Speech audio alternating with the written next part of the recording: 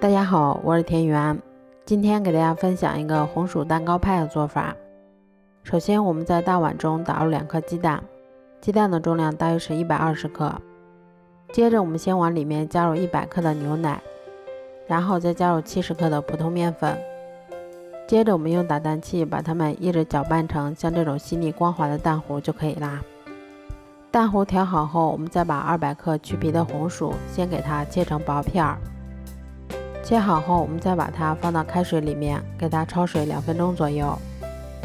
红薯稍微晾凉后，我们先把它放到蛋糕模具里面，接着再把我们调好的蛋糊倒入红薯上面，最后我们在表面再撒上一些白芝麻或者自己喜欢吃的其他果干。接着我们再把它放到预热好的烤箱里面，烤箱中层上下火200度，烤30分钟左右就可以啦。这样做出的红薯蛋糕派吃起来非常的松软香甜，咬上一口还有一股浓浓的红薯和牛奶的香味儿。